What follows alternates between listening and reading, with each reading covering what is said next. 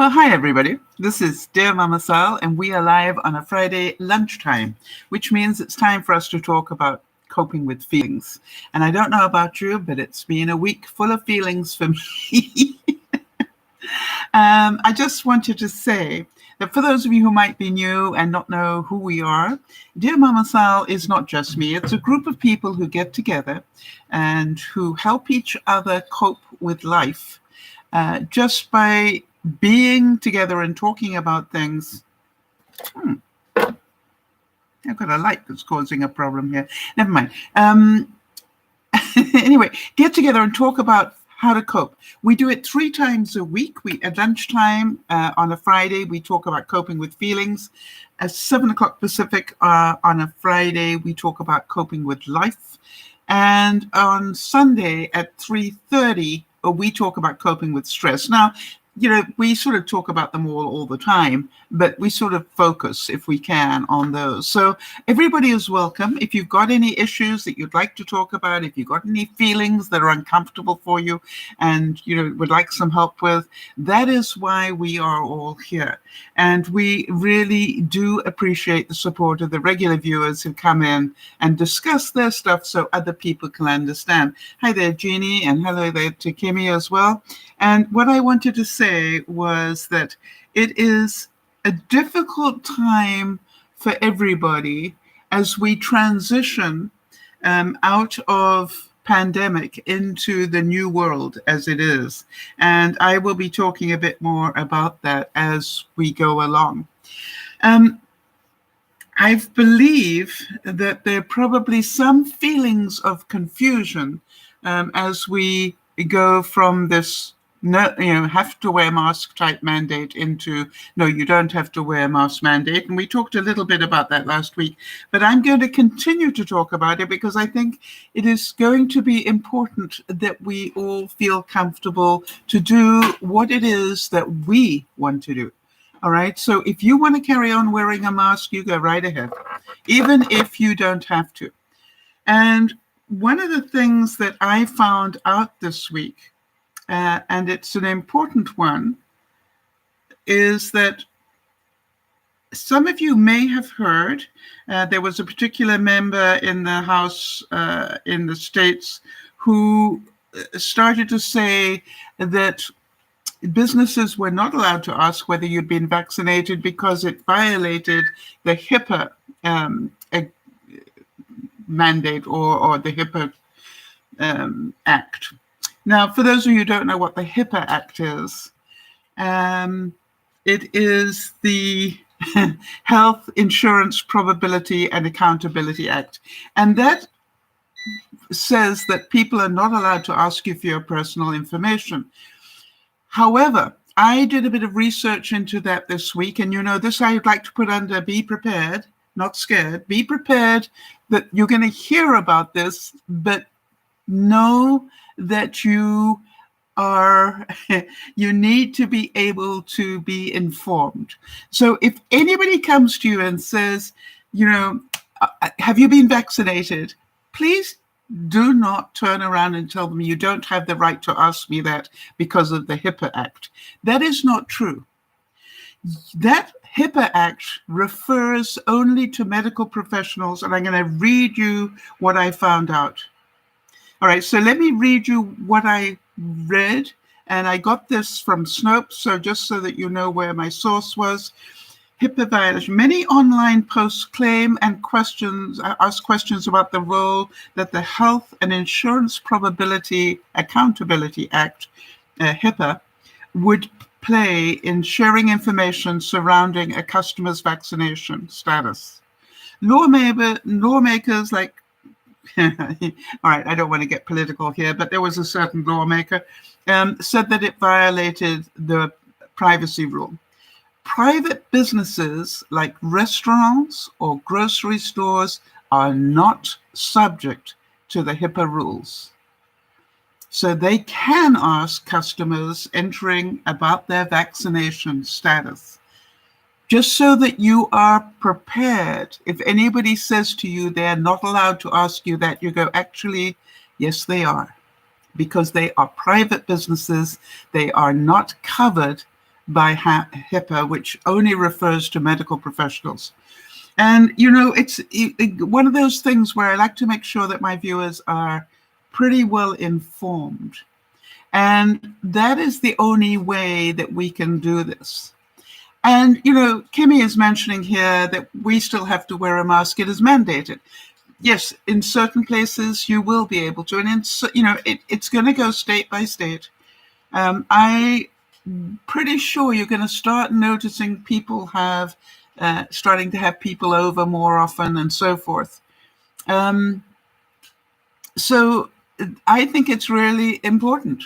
And yes, anybody who has not been vaccinated is meant to wear a mask.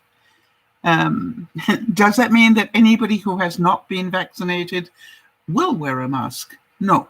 So my feeling is, if you're going to go to a restaurant and you're going to sit anywhere, sit near people who are wearing masks anywhere, well, I don't know. It's just like, how do you know which are the ones that have been vaccinated? How do you know for sure? And, you know, you can say, well, they've got a card, and some people will be carrying a card, but, you know, people will, you know, fraudulently make those as well. So be careful, look after yourself. And if you choose to wear a mask and people say, oh, haven't you bothered to be vaccinated? Just go, yeah, I've had my vaccine, but I still prefer to wear a mask. All right, so Jody's saying it takes 2 weeks after the second dose to be considered fully vaccinated. Please continue to be cautious even after getting the vaccine. Yes, for example, I have had my first one, but as far as I know, I'm not due to get a second one now until I had my first one in April, but I'm not due to get a second one until July here in Canada. And, you know, it's interesting that we have to wait that long. Well, the reason we have to wait like that long is all the vaccines went to the States. And even vaccines that were due to come to Canada were rerouted to the States. And so the rest of the world is behind the 8 ball because of that incredible amount of vaccine that went into the States. And, you know, don't get me wrong, I have no regret about that number of vaccines going into the States. That's not my issue at all. It's just that the rest of us are going to be that much slower, which means that, you know, we will have to be more careful. And so just be aware, if you will. Birthdays, I'm not aware of any birthdays this week. I am aware that Jody and Lionel have an anniversary coming up on the 27th. So happy anniversary to them, and we'll continue to wish them happy anniversary. Just going back to the vaccine thing, I know that Jody and Lionel have had their second shots. And just as we talk about that, Jody, how are you doing? You had the Moderna one, I believe. And so this, you know, this is the second one, which can be a little bit more tricky than the first one. And how are you doing? If you could update us, that would be awesome. Kimmy's saying the COVID shot does not guarantee that you won't get COVID. Absolutely right. It only lessens the effects of it. You know, in other words, what it's protecting you from is being in ICU. And then that's the way I'd like everybody to think about it. I'm not taking, you know, I'm taking this vaccine so I don't die from this thing. I'm not taking this vaccine so I won't get it. I'm taking it so that I won't die from it. The chances of my dying from it will be pretty close to zero. So I think that's a pretty good reason to get it myself, but that's a personal thing. I know that if I got COVID, I probably wouldn't survive it with my background. All right, so Jody's saying she did get the Moderna. That's what I thought. And she's saying they're feeling fantastic, not even a sore arm, a very slight fatigue. But I have that every day anyway. Yes, so I was aware of, after my first shot, I was aware of sort of a dull headache going on. And yeah, I wasn't feeling like running any marathons that day, the next day. But, you know, I haven't had my second one yet. So how many of you have already had your second shots? And if you're watching this on the replay, feel free to leave us a comment so that we can find out. it's, you know, it's important for people to know that it is happening and that we're increasing it. I think it is incredible to see the drop in the number of deaths in the States. I was amazed at how that number has dropped. And I am so happy to see it. I mean, that anywhere in the world. Let's hope we can start seeing the same soon in countries like India and in Africa and so forth. All right, so Jeannie's saying we have had both, and they had the Pfizer shot, which is the one that I have only had one of so far. Just in terms of updates, and if anybody else has any updates, let me know. But I checked in with Manon, and Manon, for those of you who don't know, Manon is a very dear viewer of ours who lives in France, in the south of France. And she, about 10 days ago, 2 weeks ago, managed to really badly sprain her one ankle. And she said to me today, first of all, let me tell you the good news. The good news is she got the job that she interviewed for. She was going to an interview even though she was hobbling, and she got the job. So I'm so excited to hear that for her. Anyway, her update on her ankle is, she said, I still have some bruises. I have yellow and green feet. How many of you relate to that one? Very sexy, she said. The doctor also requested an ultrasound. The doctor wanted to see the ligament and also if my ankle is usually weak or not. All right. They also are going to give us some exercises to do, and she's going to be going to physio. But the great news is that she's doing pretty well and that she got the job. That's so good. By the way, I noticed that Sandy's twins turned into teenagers this week. You know, it was just like, so let's wish them well as well. I got some updates from Jeannie. Let me just see if I can get those for you. Oh, yes, Jeannie, you had some pretty scary stuff happen. And boy, do I relate to that. Let's give some background in case anybody doesn't know Jeannie's history. A year ago, Jeannie's house caught fire and was gutted right down to the basement. And she is probably weeks away from being able to move back home. They've rebuilt the house and she is getting ready to go back. At the same time, if you can believe this, she also may have to go in for surgery. So this is like, one thing would be stressful enough, but both, you know, really amazing. But what she said is 2 nights ago, I heard a buzzing sound and York, her husband, didn't know what it was. When I opened the 3rd floor door, they're in a hotel at the moment, just before they move back home. When I opened the 3rd floor door, I smelt smoke. And I realized the buzzer was the fire alarm. We immediately leashed Misty, that's their beautiful Wheaten Terrier, and went down the back stairs to the outside. It triggered both York and me. I can totally relate to that, having been triggered a couple of times since my fire. Misty cuddled up next to me on the bench while I cried. You know something? It was so human, wasn't it? And by the way, she updated that and said to me, somebody was cooking a steak and burned it. So, yeah. And, you know, this whole thing about whenever you've been through a trauma, doesn't matter whether it's a fire, whether it's an assault, whatever the trauma is, it is amazing how easily you can be re-triggered. And that's what they call, you know, post-traumatic stress is that. So for those people who've been through war, you know, or served in the military or whatever, you know, they can hear a bang of a car backfiring and, you know, automatically will duck because possibly it's gunfire.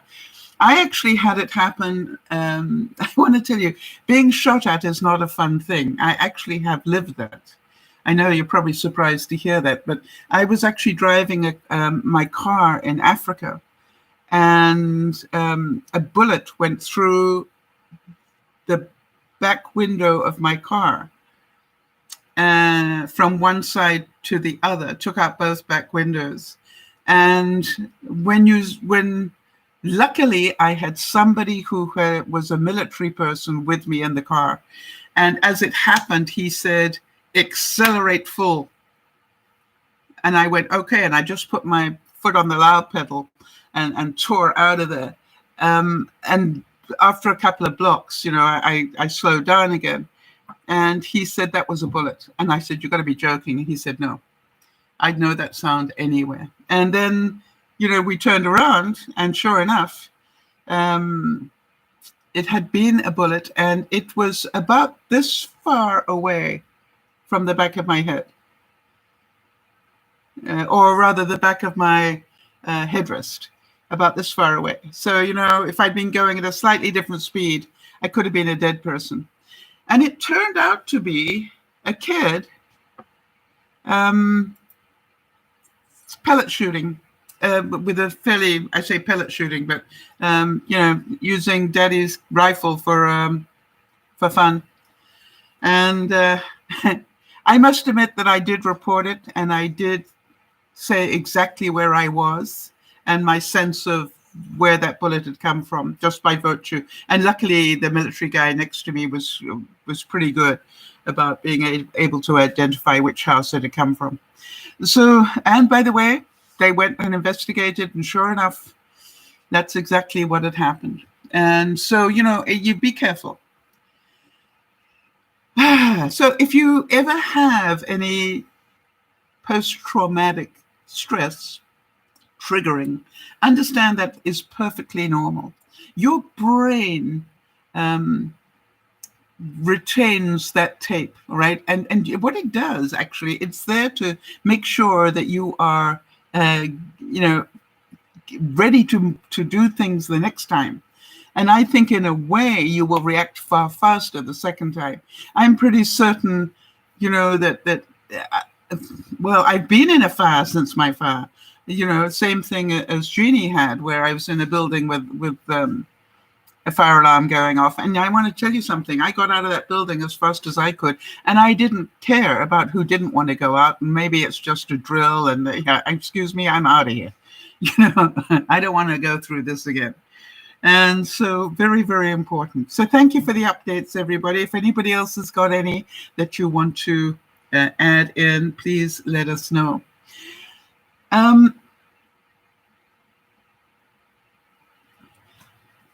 Kimmy's saying, I've been told that I have PTSD. I still haven't been, I said I haven't been in the military. I don't know how I could get it from trauma. I didn't know you could get it from trauma. Oh, yes, absolutely. I have it. I have it, actually, I have it on a number of issues. I totally know when I've been triggered. And so don't think that you only have to be in the military to get PTSD. It is a post-traumatic stress syndrome. All right. So anybody who's been through trauma of any sort, Jody also has it. And I have been through numerous traumas, unfortunately. And why am I laughing? Well, I laugh because, most people have one or two. Maybe, and I've got a whole series of them. And, you look at it and you go, and we all, in fact, I would like to suggest that more people have been through trauma and probably have PTSD than you understand. I'm not quite sure what they reckon the average is, but it can, I don't know if any of you guys know this, but it can trigger from a look, a voice tone, a noise of any sort. Obviously, if you've been in a situation where a gun's been involved, the sound of anything that sounds like a gun will create that. But it's amazing just how many things a smell can create PTSD. I am very sensitive to the smell of fire. Why? I have lived 2 fires inside my house in my lifetime, and also one coming up the valley straight towards my house. So you understand, I am particularly sensitive to that. Yeah, Jeannie's saying, York and I got out of that hotel so quickly. We were ready in a moment. So you are now much more, you don't discuss it as much as you probably did the first time, Jeannie. You're right. You just go, that is a fire alarm. We know what to do. Grab our stuff and get out of here. All right. So Jody's saying 3.5% of adults. Thank you for the research, Jody. 3.5% of adults in the US have been diagnosed with PTSD. My question is, if we already have 3.5% of adults diagnosed, I'm pretty sure that you will find out a much higher percentage of people. What about all the people living in crime areas where guns are going off? And it doesn't matter what country you're in. What about all the people living, close to the Gaza Strip last week? All those people, all those children for a lifetime are going to suffer from PTSD. 1 in 13 adults will develop PTSD. Thank you, Jody. That's an incredible bit of knowledge. 1 in 13. It's not, if you've got 13 friends, at least one of you probably suffers from PTSD. Thank you for adding that. That's awesome. So just be aware.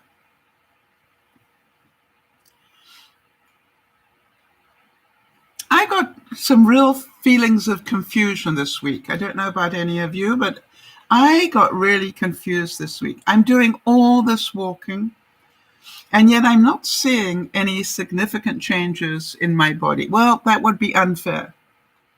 I have lost about 3 inches off my waist. That's pretty significant, isn't it? I guess. But, I'm not noticing a huge shift in my weight.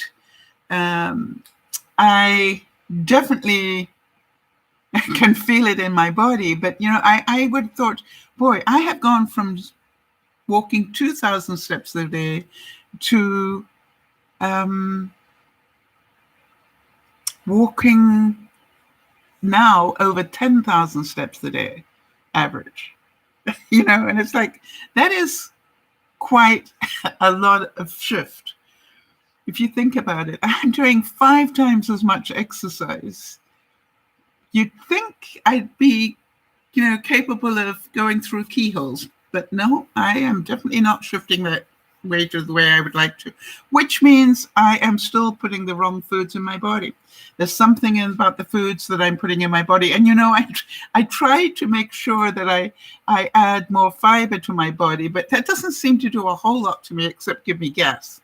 So, it's just like, no, I would have twice as much fiber if I didn't get the repercussions of taking fiber. It's probably more information than some of you need. But I'll talk a bit more about that. Did anybody have any feelings of frustration this week? And while you're typing, let me tell you, I went down to the mailbox yesterday to go and see if there was anything in the mail. And there was a little parcel in there, and I went to get it out of the mailbox. I've got one of those public mailboxes, and it wouldn't come out.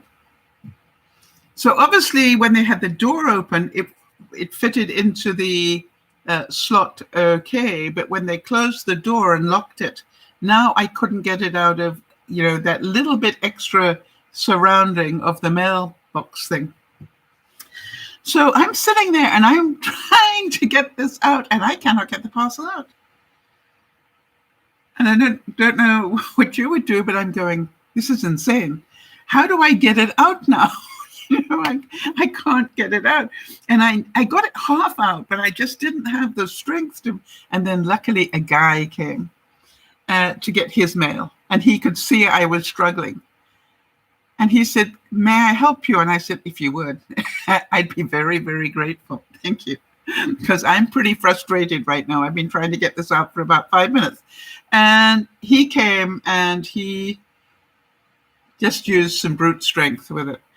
But the interesting thing was what was in it was a light bulb. Oh, actually, that's an unpacking thing that I should show you. Hang on one second.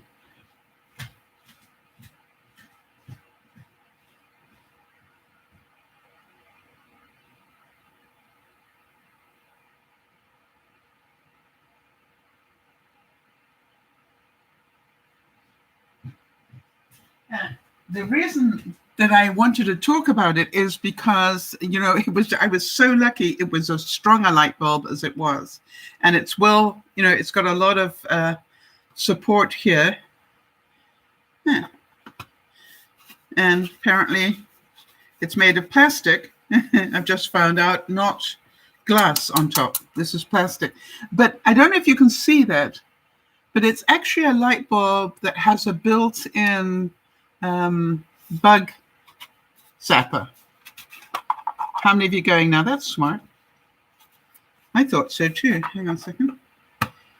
Anyway, so it's an LED light, but with a bug zapper in it for the summer. I thought that was pretty cool. And we'll see how it works. I'll let you know.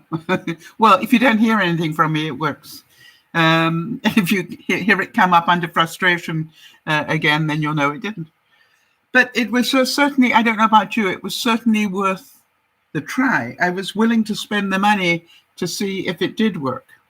And what I like about it is I actually turn it on at night. So if there are any bugs in the house at night, they will be attracted to it. And I'm thinking, mosquitoes, flies, whatever, they'll be attracted to it after the lights go out, and they shouldn't be there in the morning. Okay. Now then, I've also got this frustration going on about the marathon. Those of you who don't know, it is my goal to complete 5 kilometers, a 5-kilometer walk before the end of the month.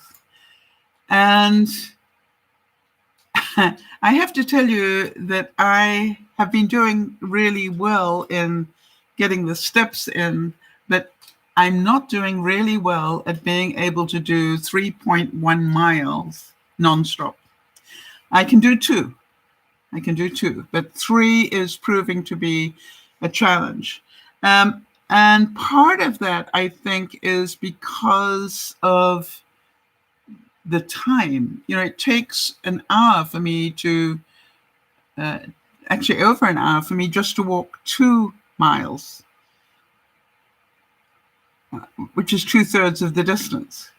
So I've got to allow myself now an hour and a half of walking time to see how far I can get. Well, it actually is going to take me, at least an hour and a half, maybe an hour and 3/4. And so that is pretty scary for me to be out, for that long on my own. But it is what it is. If I want to do it, I've got to do it, and I need to be out for that long. Now, it is just, part of me goes, I need a washroom in that time, 9 times out of 10. So what happens now is, I don't know for anybody who's done any of these things, am I allowed to turn it onto pause while I go to the washroom and then turn it back on again? I would imagine I must be able to, right? But we'll find out.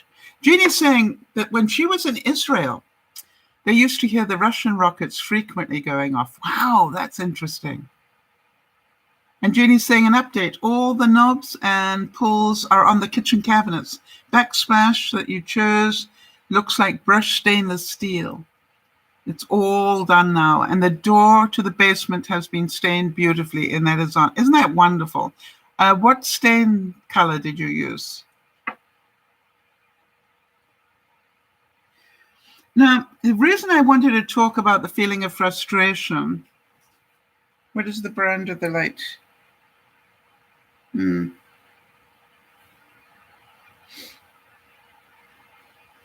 It doesn't say. I mean, I can probably find it. But it's just a 15-watt mosquito killer lamp. That's what it's called. LED. So I can probably find it and put a link up to it for those who might want it. All right, so let me talk to you a little bit about why I wanted to talk about this whole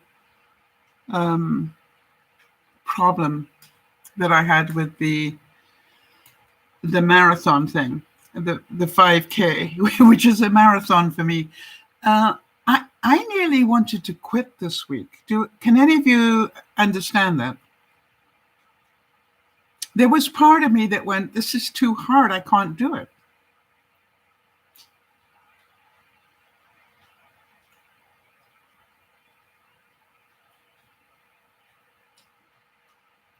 And there was just this part of me that just went, I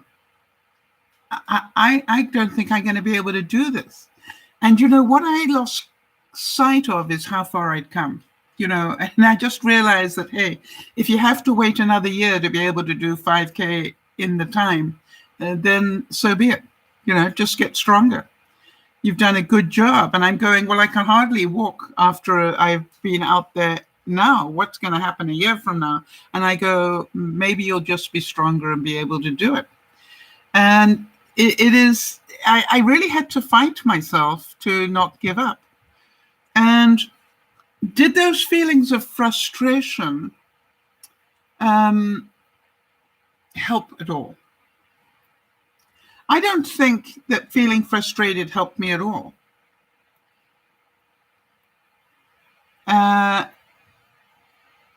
And so from that perspective, I literally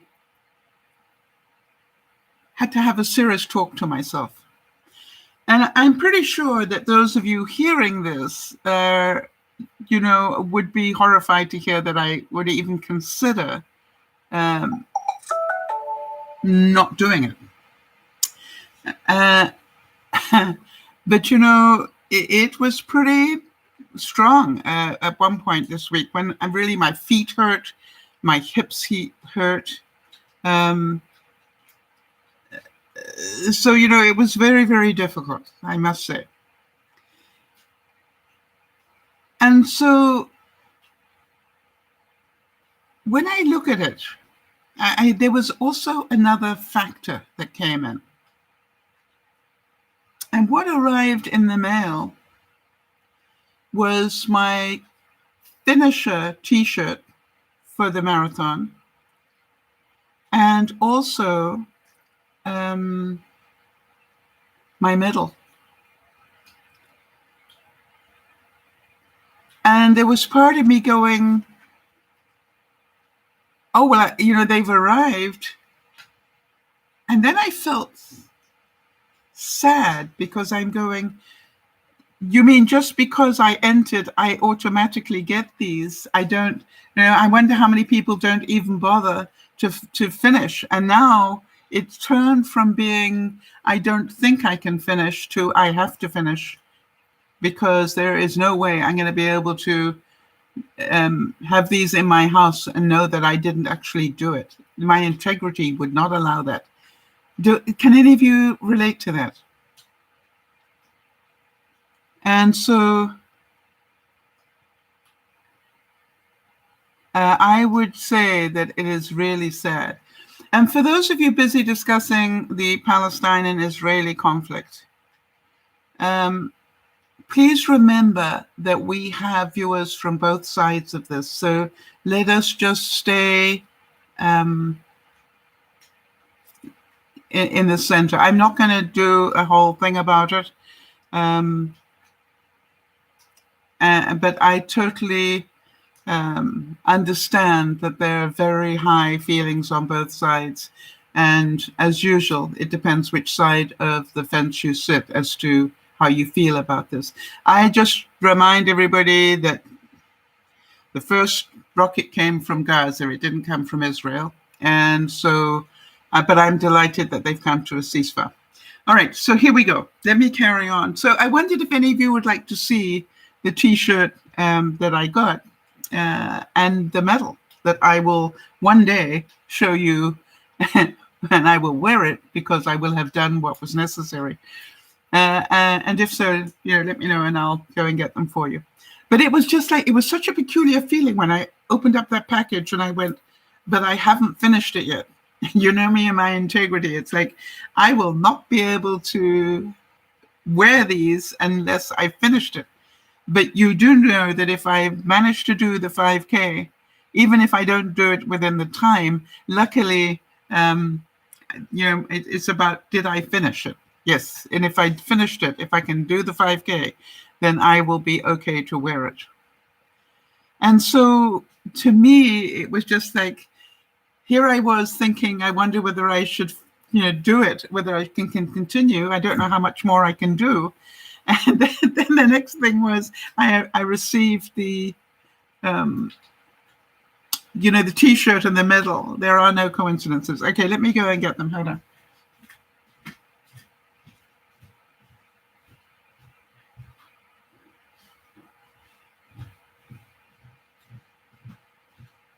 So the first thing is the finisher T-shirt. It's actually quite a nice one, I thought. Yeah, look. I'm wondering whether I should wear it to do the 5K. Whether that will inspire me to just keep going until I have finished it. But that's the T-shirt. Quite cute, huh? And then the amazing thing is the medal. It's like beautiful.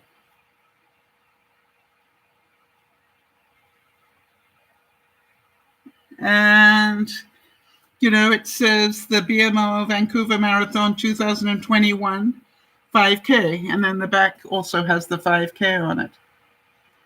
So there's part of me that's going, maybe I should get all dressed up and just go do it. Go. It is a beautiful medal, isn't it? Go really nicely with this as well. Of course, there's part of me that goes, why didn't they send a gray shirt with... No, never mind. I'm really happy to have it. And there's part of me that knows... that I deserve this anyway for what I've done so far. I've managed to remind myself that what I've done has been pretty impressive. So, but I want to tell you, there was a fight going on, which, was difficult. And I'm certain some of you can relate to that.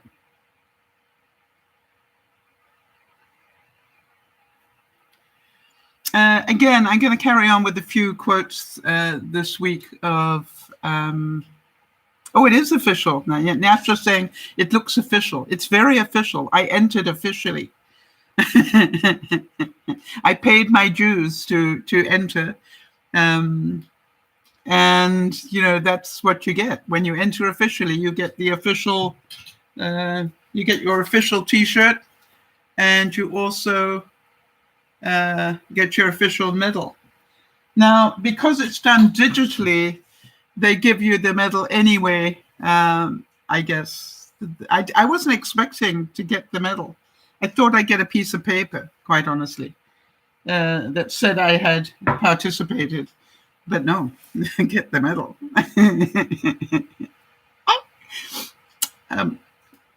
I haven't had a medal in my life. Oh, no, that's not true. No, that's not true.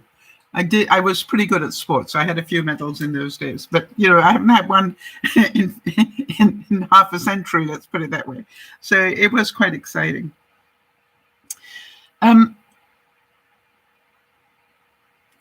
I found this quote on expectations again, and it said, I think it's a bliss, the way I've learned not to expect anything from anyone. It makes you strong and unstoppable.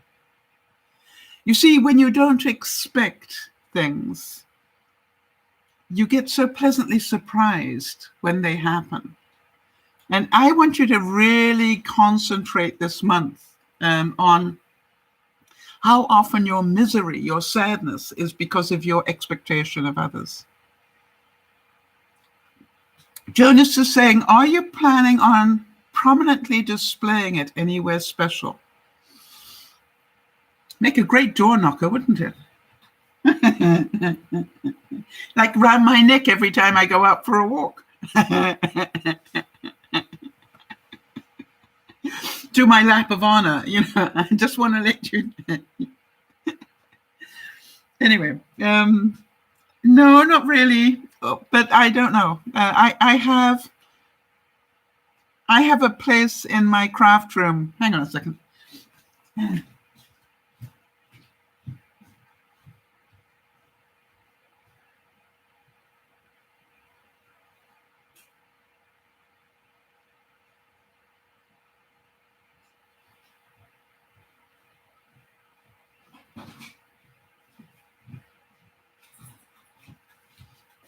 I sort of have this coat hanger filled with various things. All right, so it probably will end up amongst this lot.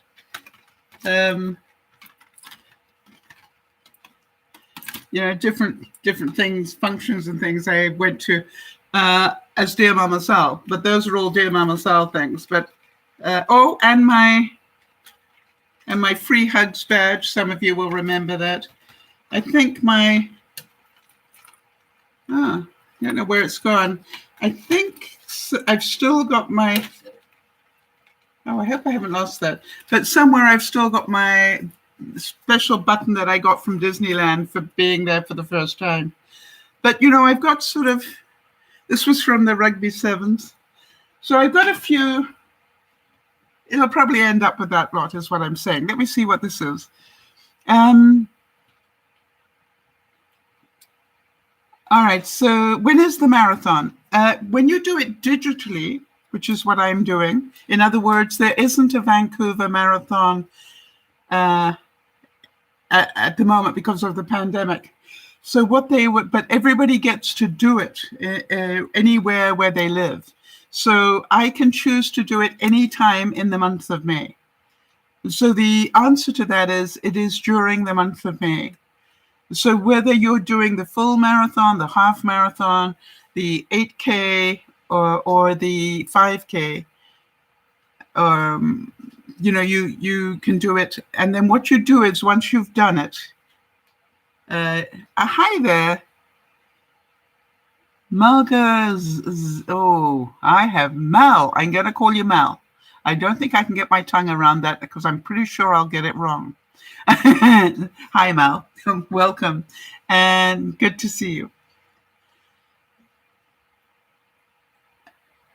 All right. So Jonas is saying you can still have hopes and wishes for someone without attaching to expectations and false promises. Yes, I think it's like,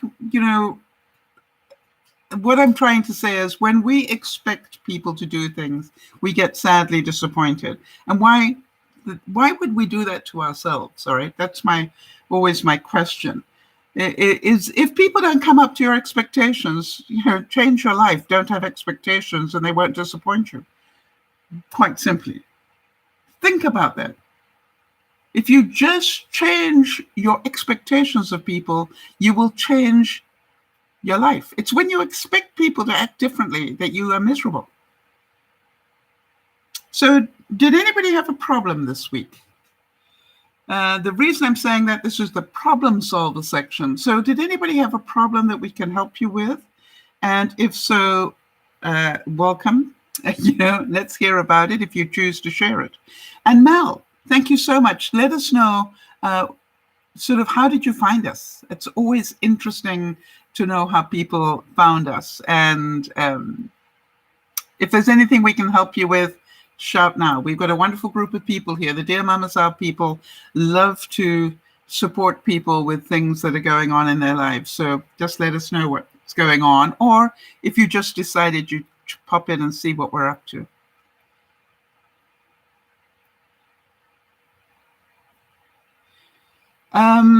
Kimmy's saying, I was so lucky to go to a YouTube function.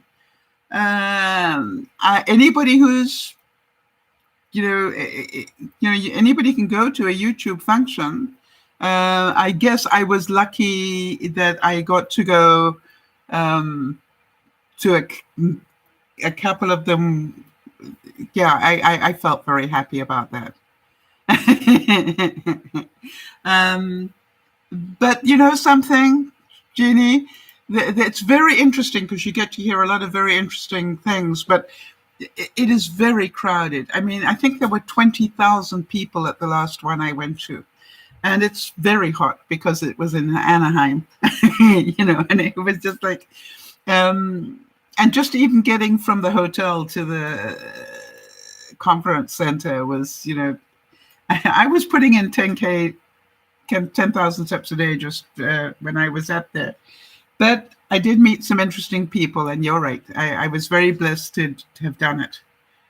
Not once, but a couple of times. So I wanted to tell you about a problem that I had. Part of my, getting back into my home and getting my house reorganized after the fire is that, my deck became another battleground. My deck became so untidy and still is.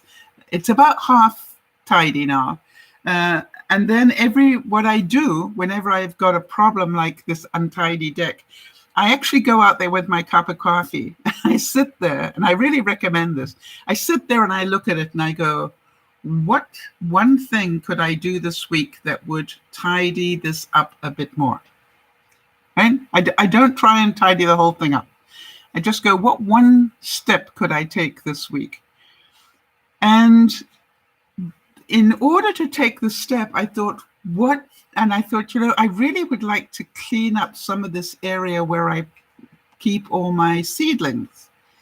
And I go, yeah, that would certainly make this look a whole lot tidier if you got the seedlings put away. And I'm going, but I don't have a greenhouse. Where am I going to put the seedlings? And then I had this brilliant idea sent to me. How many of you know that I don't believe in coincidences? And one of the things I did last week was to go to a garage sale. And at the garage sale, if you remember, I picked up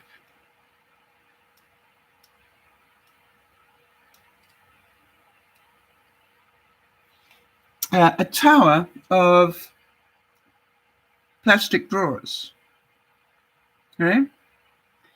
And then I went, how smart is that, Sal? Put the seedlings into the drawers. They will automatically be self-watering because they're contained within that environment. They automatically will get sunlight and everything because they're clear plastic. And so this is what I did. And I got so many of them put away. Hang on a second, let me show you. So if you look at that, you see the seedlings all in there?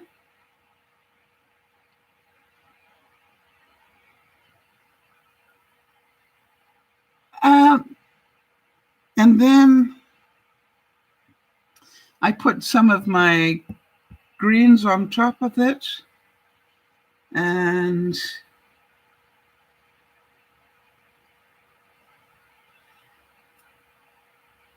I thought I'd show you that my hanging greens are doing really well this week as well.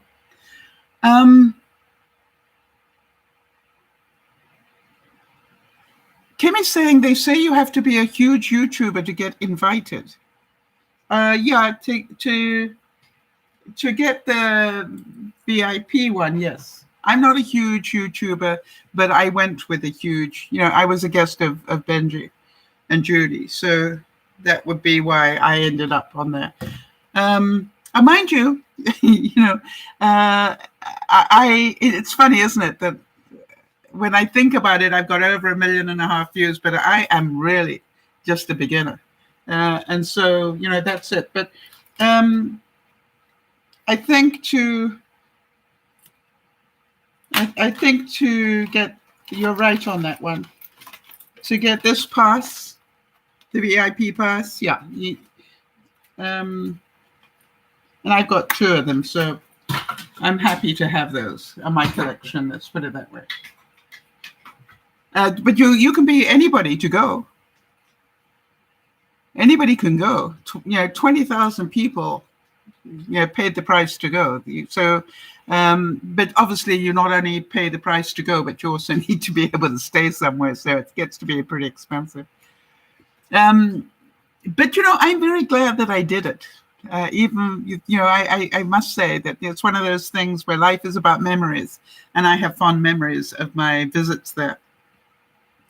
So Jeannie's saying that today they picked up the bookcase that they found on Marketplace. That's wonderful.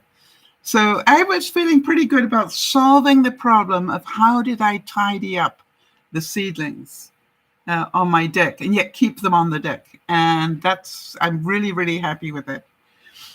So did anybody have any feelings of love or grief this week?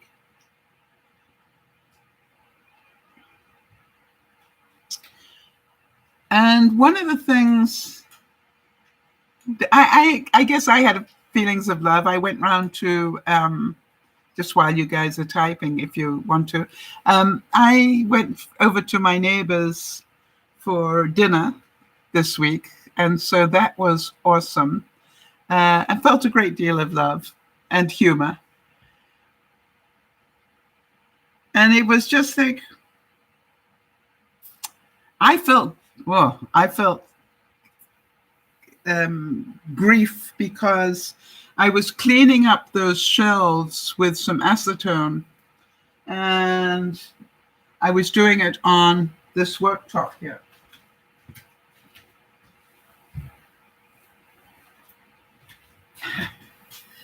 And then I looked at it and saw that it was stained. And there was part of me that went, it is what it is. It is, you were using acetone and you didn't protect the surface properly, obviously. So it is what it is. Get on with your life. It's not the end of the world. And funny enough, I got up this morning to make coffee. When I was over there, it went away. And apparently what I thought was damage to the top, it actually was something with the light that's shining through that was on there. But I remember that I need to be more careful. All right, so Jonas is saying, isn't it crazy how insignificant even in 1.5 million views is seen nowadays? There was once in a time not too long ago when the idea of achieving 1 million views was seen as an astronomical feat. Yep. You're right. To me, it's just like, I thought if I ever got to 1 million, I want to tell you, I thought if I ever got to 1,000 views, it would be a miracle. But the fact that I got over 1.5 million is pretty, I'm still pretty amazed. Interesting. Kimmy's asking, what does a VIP get at the YouTube convention? All right, so what do you get as a VIP? You get to go anywhere at any time. They have 3 different levels at the convention. And some people buy a ticket that only gets them to the bottom level, which is, the big hall that has a lot of the stalls and things in it. And it has, people, they have sort of... people come down and talk to them and so forth. And then you get the second level, which is the educational level, if you like, which they have a lot of workshops on that second level. And then they have a third level that you only get into if you have this pass. And that is what they call the industry level. And that means, as you said, that you are an influencer of some note. And the industry, what they talked about was what the industry needed to do, or they do a lot of workshops of what the creators wanted to see and so forth. It was a really interesting time. And it would, you get to meet a lot of interesting people. You get to sit next to a lot of interesting people as well. I still think to this day that one of the funniest stories I have of being at an event like that, and it was at the one, wonder if I've still got the,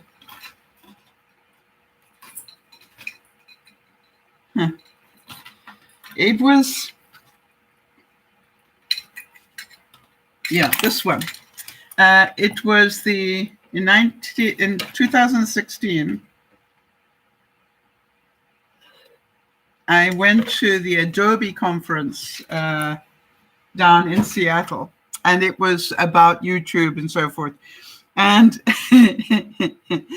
I was in a really packed room listening to some speaker, and I was leaning against, I was right at the back of the thing, and I was leaning against a sort of window ledge, but there was a guy sitting on the window ledge. It was deep enough.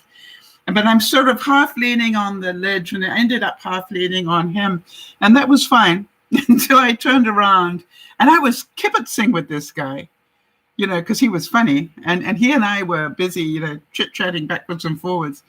And then when the talk finished, I turned around and I looked at his badge. And I said, "Please tell me that's not who you are." And he said, "Why, Mama Sal?" And I said,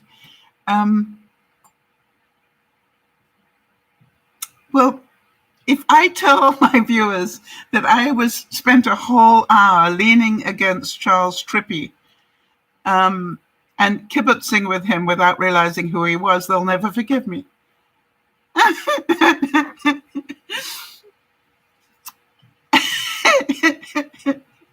I said, "So I need to know that's not really who you are." And he said, "You're just too adorable for words." And I said, "May I give you a hug?" Because it was about all I could think to do.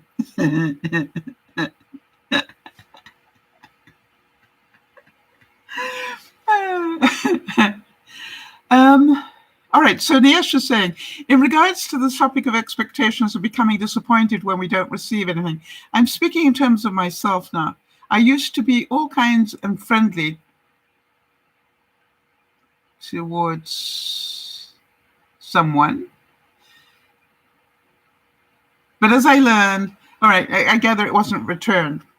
Maybe I was too nice, or apparently I needed to be an adult. Something, the fact that we're nice to somebody doesn't mean that they need to be nice to us.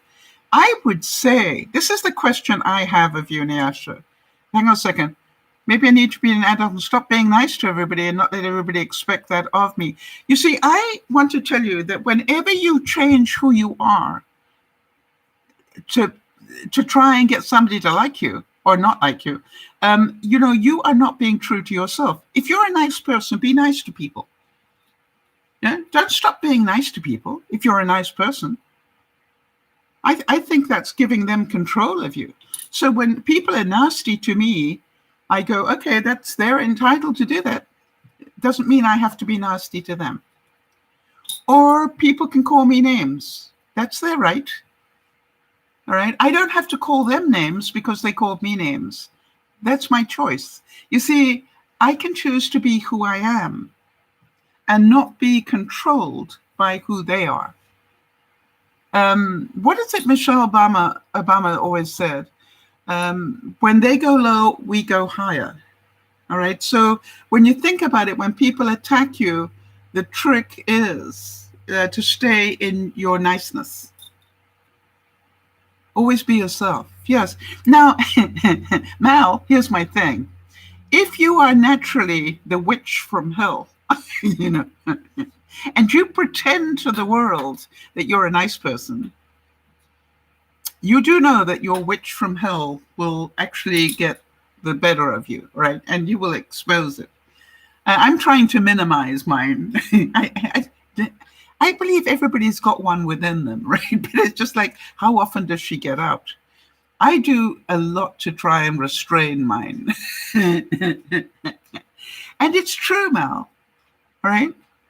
Be yourself and be the nicest version of yourself that you can be. Why? You will feel good.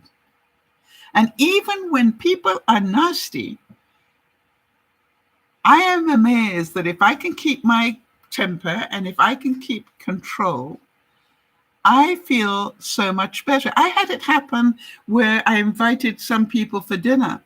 And one person came and said, well, if you're inviting those people, I won't be able to come. I said, that's your choice. What a pity. By the way, they are not coming. It was just like, okay, that changes the dynamic again. So, okay, well, then I can come. And I go, oh, that'll be nice. But what I said, it's not my problem if you don't want to come because they're coming. It's nothing to do with me. It's to do with you and them, not me. I will still continue to invite them. Does that make sense to anybody? They have done nothing wrong to me. Why would I exclude them from my life, right? And if you don't want to be here because they're here, then, so be it. It's just like your problem, not mine. And so remember, when you have these feelings, remember who are you angry at and why? Why would I be angry at the person that has an issue with the other neighbor? I'm not angry with them. That's your right. The question I have is, when are you going to move on with your life and, forget about it? Why is it important to me that you don't want to come if they're here? It's just like, that's your choice. Just say no. Yeah. Jeannie's saying the difference between making something my problem or yours. Yeah, I always, as you know, I always used to say that to my staff. They come and go, Sal, we got a problem. And I go, no, we haven't. You have a problem. And until I take it on, you are the one with the problem, not me. Now then, tell me your problem. And I'll let you know whether I want to get involved. And it's amazing what a leveler that is. And how many of you have been, either have done it or know people who have done it, where they've had a divorce and then a child gets married and now the parents start squabbling about whether they should go to the wedding or not because, they're going to bring the other person with them. This is like, it's not about you. The wedding is about your child.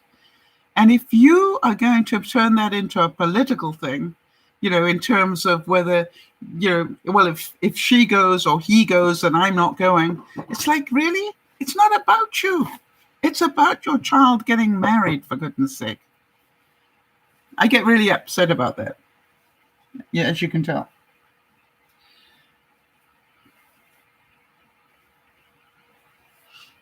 How about this one? All right, remember this, all right? Every week, I'm going to remind you, during these hard times in the world, we should always remember to keep our families and our friends close. Life is very short. And so make a point of keeping your family and friends, make sure that they know that they're important to you.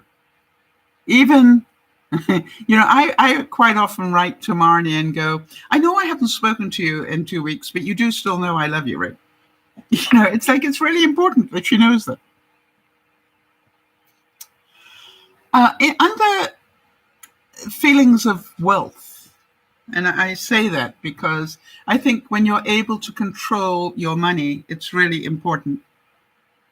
I wondered whether any of you have thought about or started banking on the free online banks, things like Tangerine or the EQ Bank or Simply Financial, to name a few. Have any of you actually done that?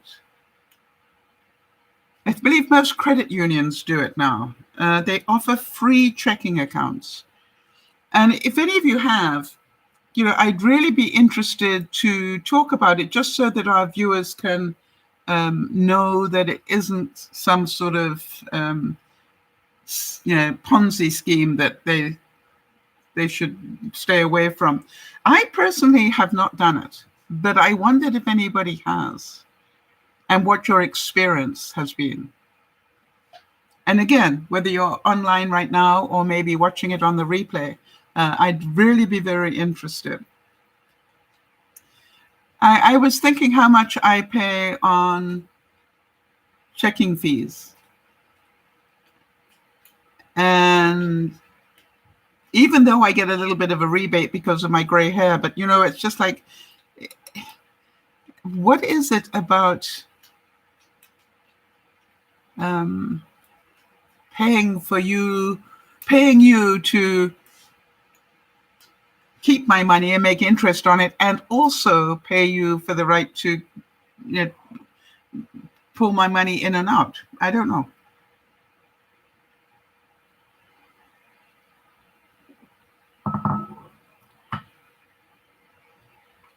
All right, so Kimmy's going back to the YouTube issue. She's saying when YouTube was cleaning YouTube up, a lot of the lower YouTubers thought they were going to clean up the bad channels. Instead, they cut the lower YouTuber out, and not permanently. Because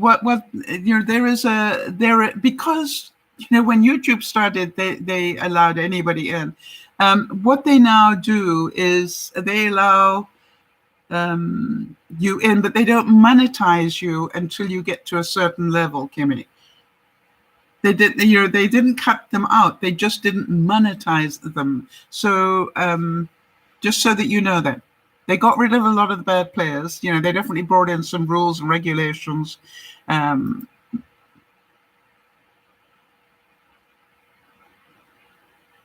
All right, so you're saying that in your view, the channels that are bad and nonsense got worse.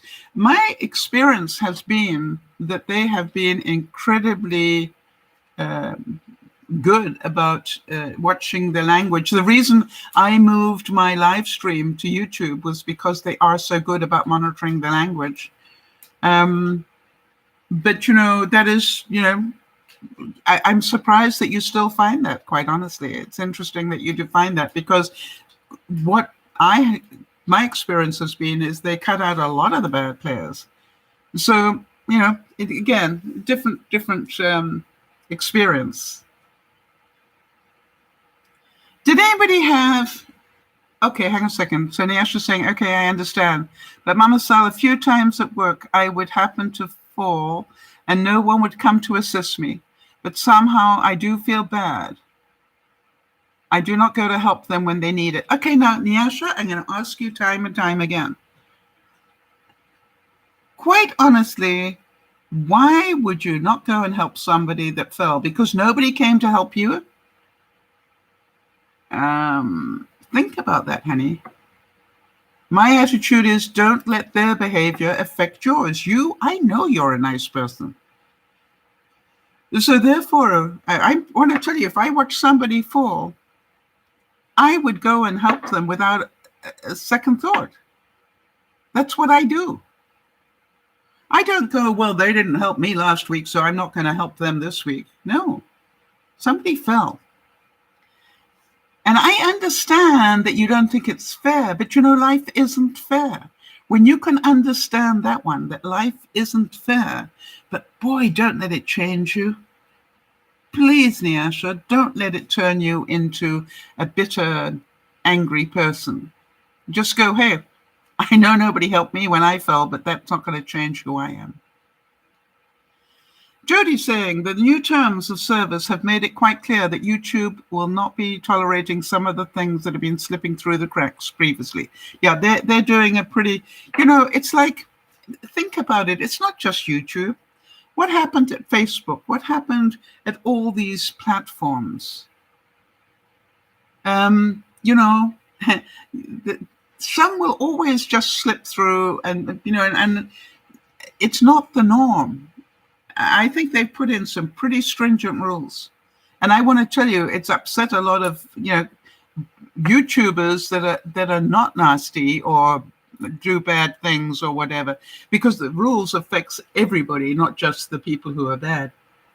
So you have to, we all get punished from this. Yeah, Jeannie's saying, you do help automatically. I couldn't just watch it happen. No. And that's what I'm saying. Be who you are. If you're a nice person, don't you dare not go and help somebody if you, because a nice person would. All right. And if you're going, well, they didn't help me last week, why would I help anybody else? It's like, don't let their behavior affect yours. But you know something, Nyasha? In time, that will make more sense to you. I want to tell you, I remember when I was that angry as well, and that I would go, well, they don't help me, why would I help them? I don't think like that anymore.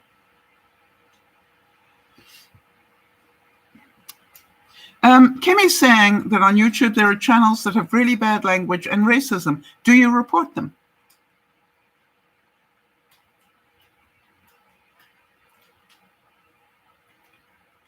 Or do dangerous things? Do you report them?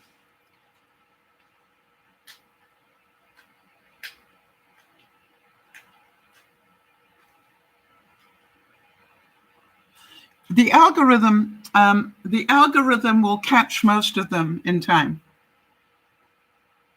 All right. So it's just a case of it takes time to catch them all.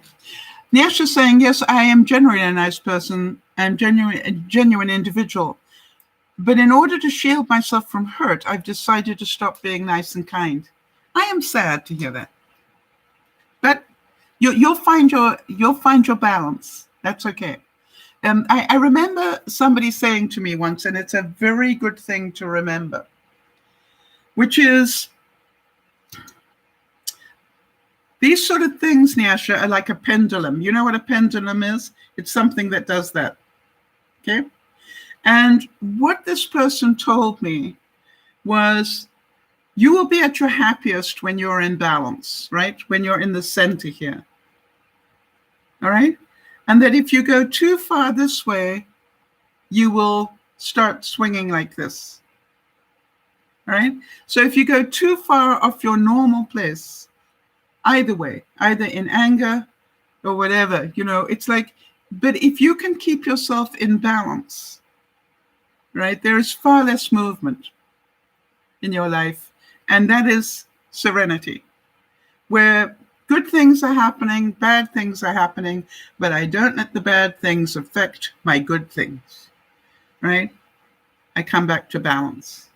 I hope that made sense.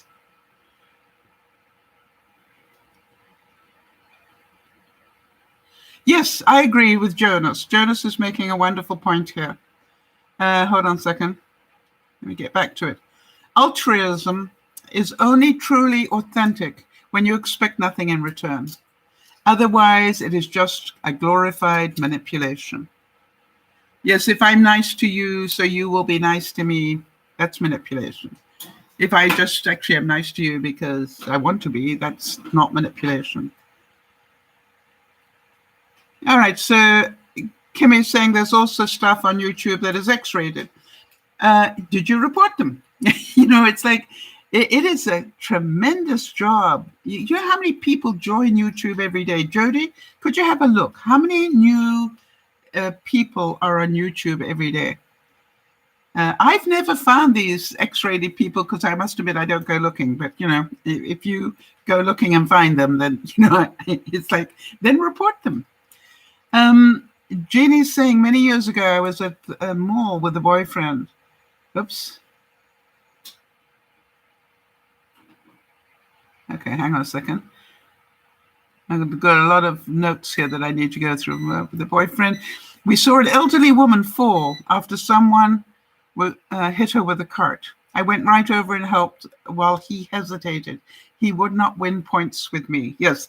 One of the things that I always say to people, be very aware of, if you're dating somebody, be very aware of things like that. What do they do if what do they do when somebody cuts them off when they're driving a car? Do they lose their temper or scream and shout or, bang the wheel or do whatever.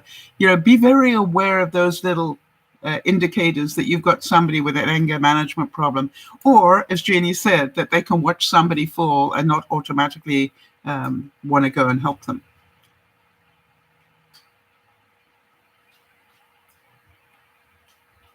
Right, and Jeannie's saying, I didn't leave until her family came to get her. She was a visitor from out of state. All right, and Jonas is saying, I know there are channels on YouTube under question that are deliberately endangering cats and then staging rescue videos in order to gain views. So far, YouTube has done nothing about it. Again, keep reporting them until they do. It's like the squeaky wheel gets action. I believe it's a term of service of YouTube that you must not do anything to endanger children or animals or anything else.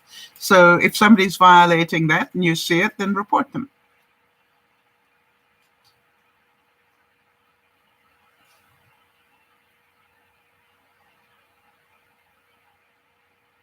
So, life, this is about life, people. All right, so Jody, thank you for the information. The total number of people who use YouTube is 1,300,000,000,000. Wow. 300 hours of video are uploaded to YouTube every minute. Almost 5 billion videos are watched on YouTube every day. Now, can you imagine trying to keep track of every one of those videos? So if you don't report them, you are part of the problem, in my view. If you know it's there and it's happening and you don't report them, then you become part of the problem. So please, if you don't like those videos, report them and keep reporting them until they take them off. I am amazed, for example, that on TikTok they are allowed to use commercial songs. I don't understand that. You can't do that on any other platform. Why is TikTok allowing that?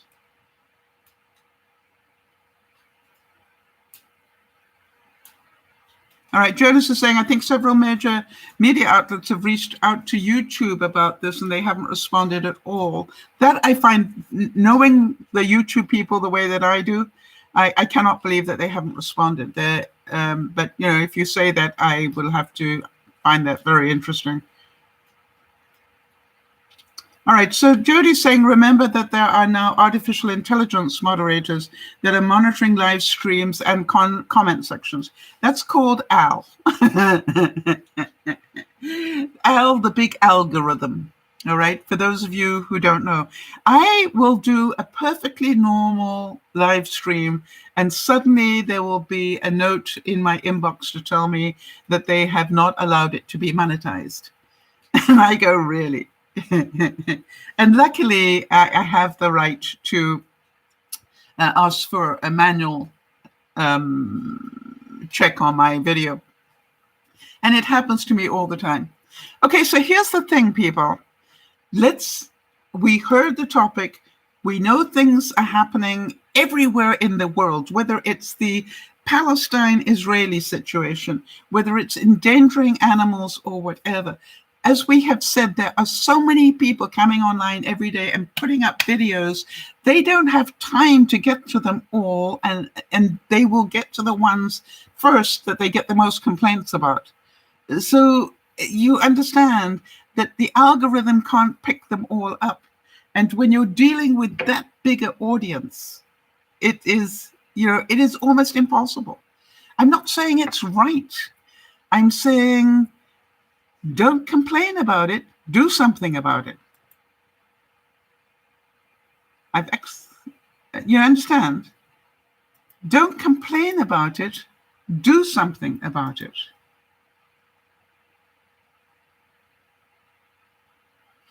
Jonas is saying, I wish YouTube would hire me. Yes.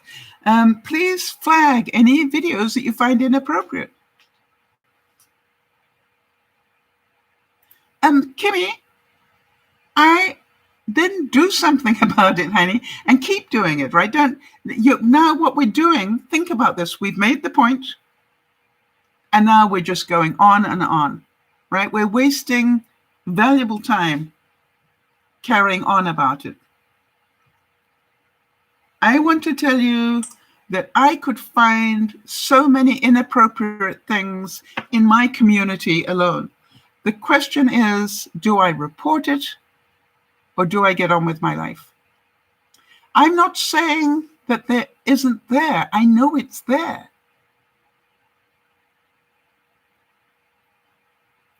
Oh, I think you're so wrong there, Kim. Kim is saying they will never do anything to the bigger YouTubers because they make so many millions for YouTube. I want to tell you that they have penalized a number of the very big YouTubers. They have demonetized certain videos of the very big YouTubers. And why do I know that to be true? I have talked to them and heard the stories. So, it's not true what you say. But some of them go, hey, I'll get the views. I won't worry about being monetized. The question is, if you do it too many times, they will ban you. Yeah, Jonas is saying, it's kind of like people who don't vote and then complain about the government. Yep. So anyway, yeah, Kimmy's saying one day I should do a video about all the channels that are bad. Yeah, and they'll probably ban you. So, but don't be surprised if they do. It'll just be our, that's the sort of thing that happens, right? You'll be the one that was banned, not them. So, yeah, if it makes you happy to do that, go right ahead. So again, I would ask you the question that I ask now every week. How much time did you spend this week doing the things that make you happy? Not complaining about the things that make you sad, but doing the things that make you happy. How much time did you spend this week? I found this week when I started beating up on myself because I wasn't doing my own expectation, what I did was I went to spend extra time out in my garden that makes me happy, and out with my seedlings that make me happy. It is, it's just like a choice, right, that we have. That it's really important that you change that. Kimmy's saying, that's the last time I say anything. You know something, Kimmy, that is your choice. But here's the thing. I don't mind that we discuss it. Just, not on and on and on. We discussed it. We understand the problem. We understand that we're always going to have that problem. So, it's like the 10-minute rule. All right. We spent more than 10 minutes on this subject. Let's move on. So I'm sorry that you feel that you don't want to say anything anymore, but think about it. We've always said that, we'll try not to, it's the same thing with the Israeli and Pakistani Palestine thing, right? We can talk about it for 5 hours and still not get any farther ahead. So, guys, you can all have stories about you reported something and YouTube did nothing about it. You don't know what YouTube did, to be honest. They might still be on air, but you don't know what YouTube did. So be careful that you don't malign them when you don't know the facts, right?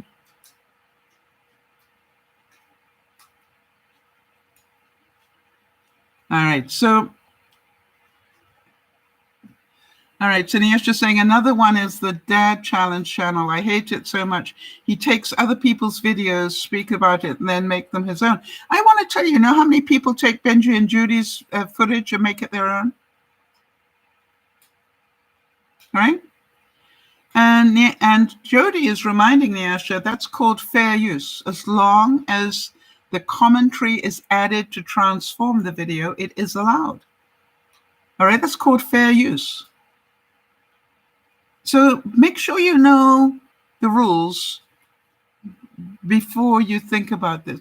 You remember, how many of you remember Benji and Judy when when the twins were small and in their cribs and they were misbehaving, and Judy spoke to them over the intercom, and they just immediately lay down and behave themselves.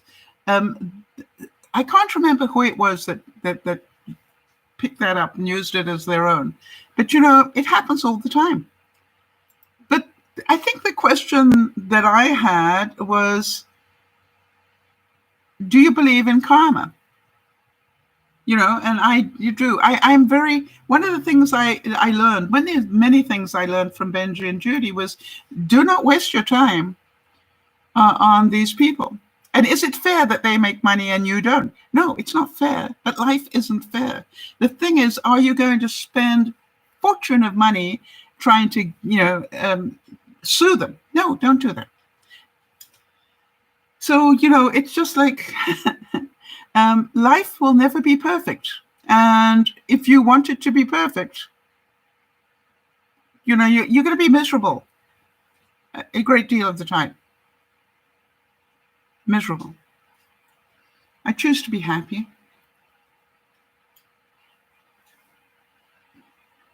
Did anybody have any feelings of stupidity this week?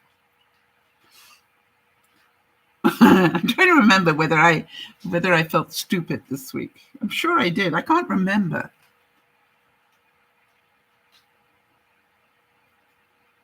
Right? I can't remember. I'm sure I did. Many of them probably.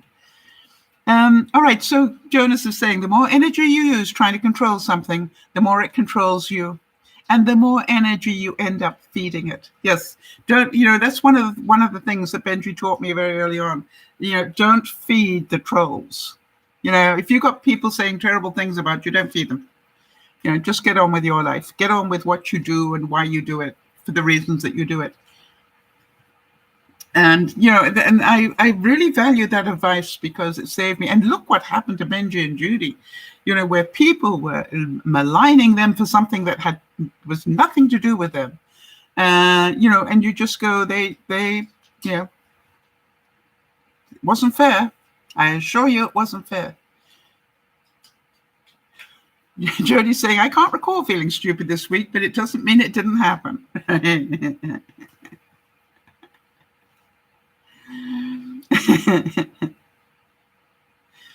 And so anyway,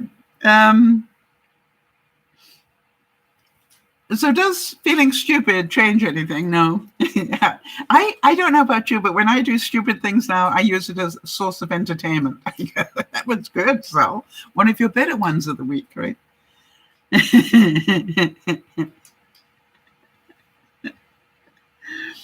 Okay, and how about this one? How many of you had feelings of accomplishment this week?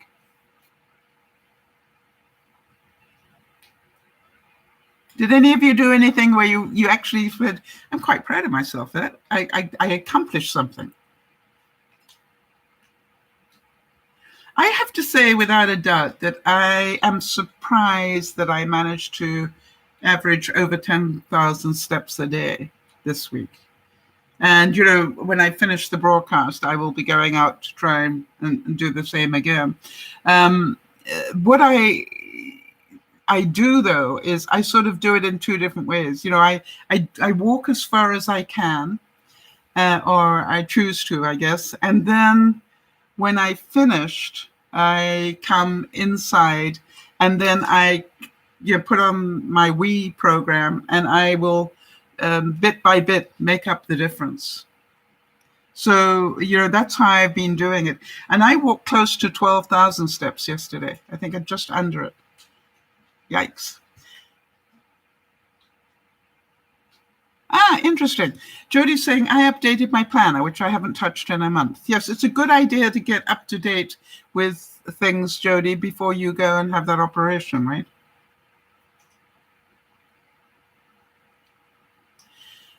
Jonas is saying, I admire people who have a good sense of humility. Not owning up to your mistakes only makes you look more cowardly, not more competent. Oh, to me, I don't know about you guys, but anybody that that owns their mistakes, I trust them a whole lot more. If somebody pretends that they don't make any mistakes, I don't trust them a whole lot. It's like I want people in my life that can have fun telling me how they totally messed up this week.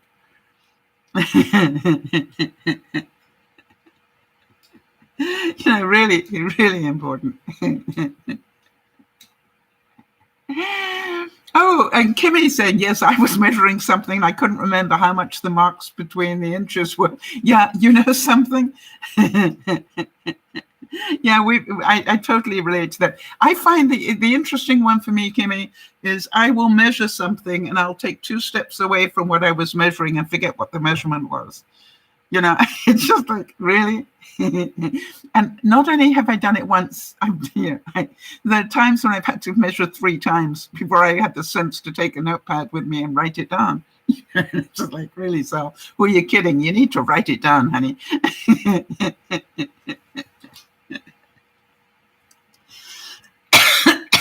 It's called being human, right? So that's good.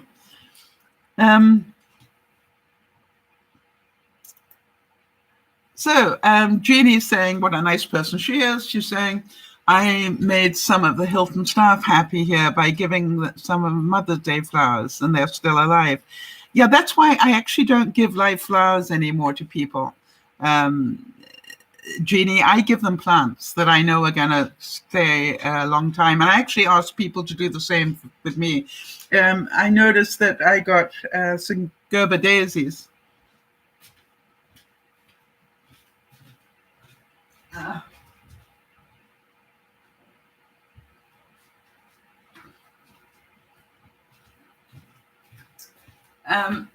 You see, this is the whole thing. What I ask people to give me are plants that will possibly go into my garden. So these Gerber daisies are at the moment sitting on my dining room table as they were a gift. Aren't they pretty? But, not only will they continue to bloom, but when they've done their thing, I can then, they will come back and bloom again next year. So to me, this is a much better gift. It's a gift that keeps on giving. All right? That's the way that I look at it. So, and the same things, it's just like, think about that. They didn't pay they probably paid less for this than they would for a really nice bunch of flowers. But this one will continue to give me joy. When I gave a thank you thing to my neighbor, Betty Ann, what I did was I got a bowl of bulbs. And, it would, springtime, when I came back, right, the end of March. And I gave her a bowl of bulbs. And I said to her, remember, this is the gift that will keep on giving every year. So you have a choice to either leave the bulbs in there or plant them in your garden for next year. But the truth is, maybe plant the bigger ones out and leave the smaller ones in. It's the gift that keeps on giving. And that to me is really, really important. So I thought that beautiful. Very happy flowers, right? And I've got this beautiful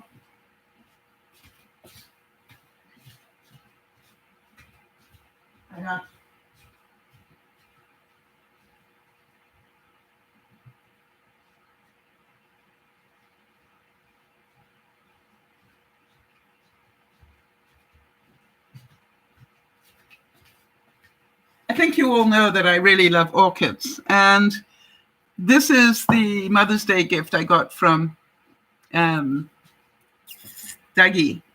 And not only does he now know to give me an orchid, but he also knows to give me an orchid with with some that haven't flowered yet. And it took me a while to explain to him that you can spend nearly this much buying, which he used to do, that he used to buy me a bunch of flowers. And I go, the flowers will be dead within a week. And, unless you very high quality and so forth. But 9 times out of 10, if you pick up at the local, store, they'll be dead within a week. This will last 2 to 3 months. So to me, it's like, this is a much better bang for your buck to give as a present. And yet, funny enough, most people won't buy them because they say they're too expensive. And I go, actually, they are way cheaper. People who buy a bunch of flowers every week for their house, this will last for 3 months.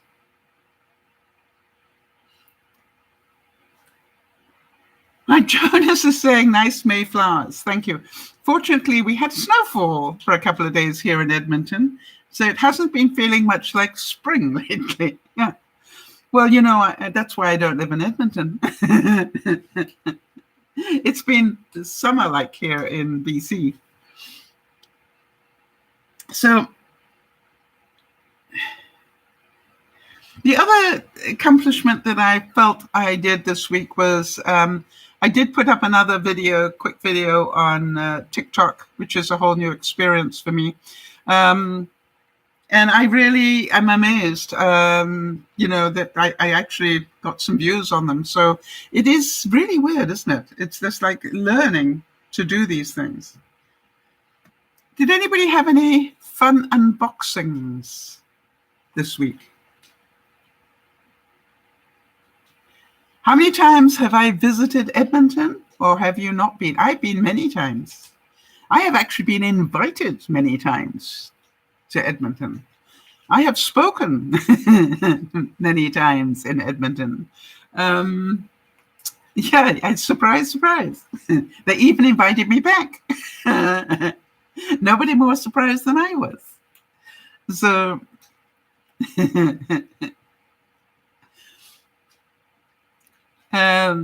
it's just like, Jonah's saying, I want to move to BC. Yeah, quite a few people do.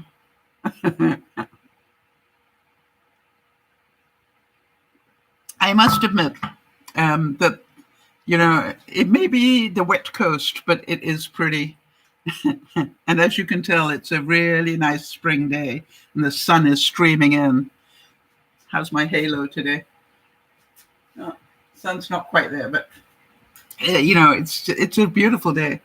So I have no complaints. I must admit, I've lived around the world and I am very happy in BC. And Jonas is saying, and I really like the rain. I really like the rain now because I can actually sit out on my deck and pottle with my plants and seedlings and not get wet. And it's wonderful. I've got this big deck that's got a big overhang on it, so it can be a pretty nasty storm going on. And I can still be quite active and outside. It's wonderful. So I just wonder, for those of you who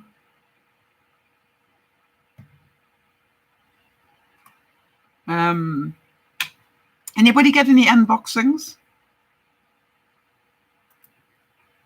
Let me know. I just got to change programs here because for some reason, okay, I can do it with my phone.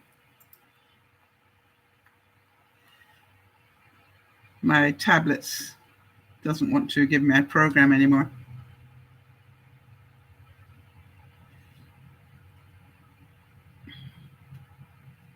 I wanted to let you know that one of the things that I got unboxing, let's try it on while I get up to date here, was I got one of those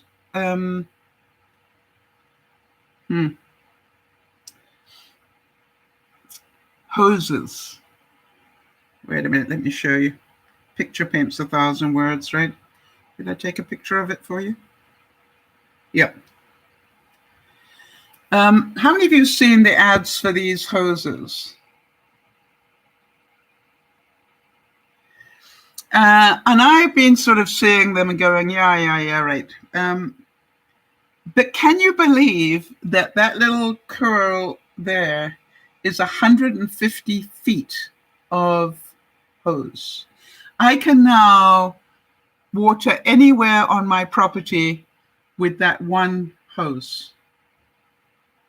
That was a great investment.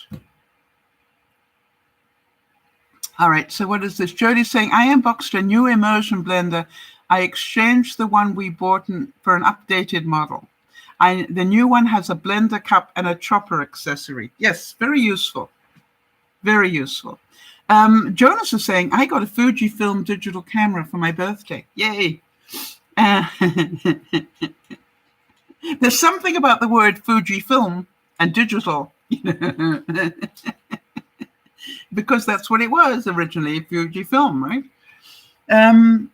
Yeah, so that's what quite surprised me, such a simple thing.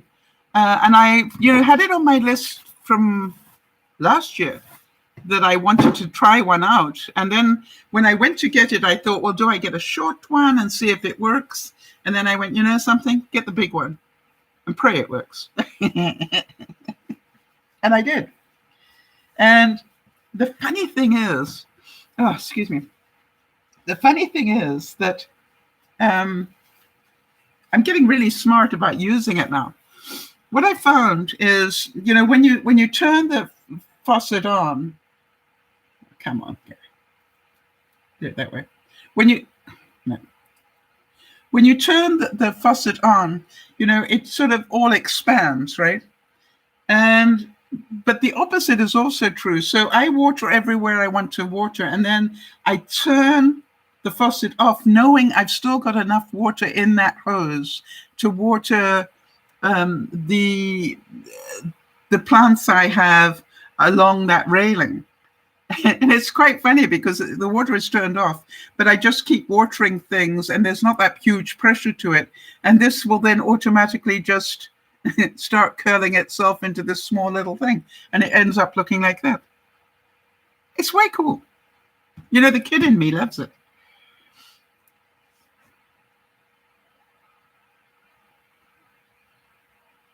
So, by the way, Jonas, you're saying that you didn't get the lens, but you ordered that and you managed to get that. So tell me something. Have you had fun with it? You see, that's the thing I keep saying. If you're not doing things that you find enjoyable, then have a look at why are you not, all right? And so if you were lucky enough to get such a beautiful thing, then go right ahead. Sandy, happy birthday to the twins. I made mention of it earlier. So I hope that you've had, now that they're teenagers, best of luck. The good news is, Sandy, the good news is in about 12 years, they will become humans again. And I do need to warn you about that. The next 12 years might be challenging, but by 25, they turn back into humans again. Sometimes less. But I can remember when Yvonne's son was going through his teenage years, I kept saying to her, just be patient. By the time he gets into his mid-20s, he will turn into a human again, I promise you. She's going, no, he's never going to change it. I said, believe you me, by the time he gets to his 20s, he will start progressively getting more human, and he will love you to bits. Jonas is saying, last year I got an electric guitar, so it's been one of my hobbies for the past year as well. What a great thing to be able to do during a pandemic. That is awesome.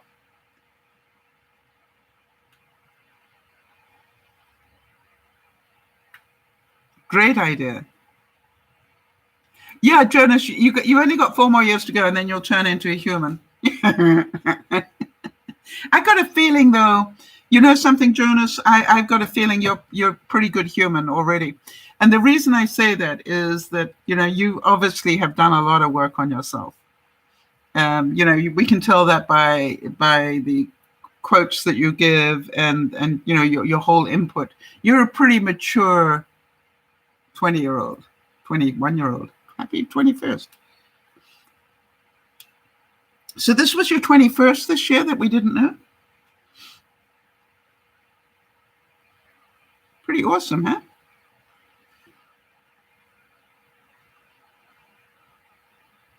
Now, 2 things are coming today that I won't be able to show you until maybe Sunday, but I treated myself to a garden stool, one of those ones that's got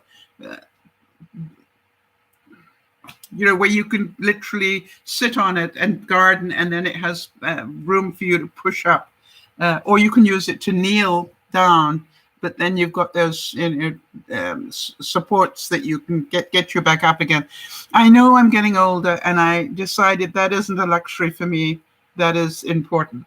He's from Canada, I believe. Edmonton, in Canada, in Alberta. The province of Alberta.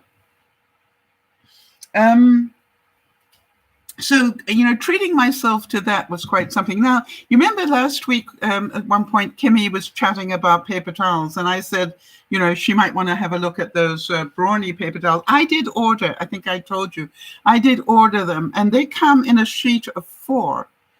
And so you can choose whether to use 1/4 of a sheet, a half of a sheet, or a full sheet. Now, I don't use paper towels a lot, as I think you all know. I use face cloths as paper towels. But there are times when you want to use paper towels. For example, if I've dropped olive oil or something, I don't want to be using my face cloths for that, so I will use paper towels. So I did order this. I think it's 16 rolls you get. And that will last me probably a year. In fact, I'll write the date on it and see how long it takes me to go through. I've still got a few left, but I think I've got 3 left. So I'll let you know when I open it and how long it lasts, because I think that's important. And again, I would say to you, if you do go through paper towel a lot, really think about using. Buy a batch of face cloths, or maybe pick some up at the thrift store or something that somebody's getting rid of. I just huck them in the wash all the time. I don't use them for more than a day, and I use it for a day and then huck it in the wash. And as I know some of you probably laugh at,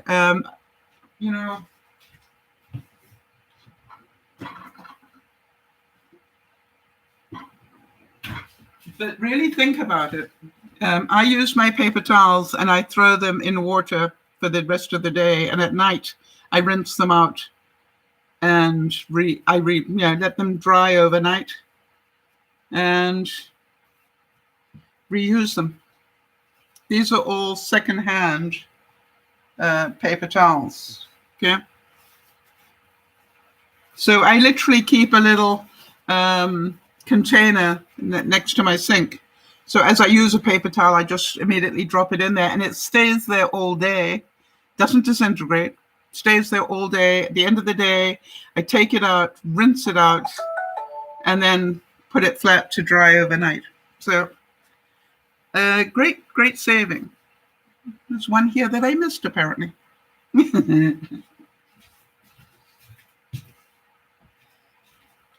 And it's funny how people sort of say to me, wow, you've reused paper towels.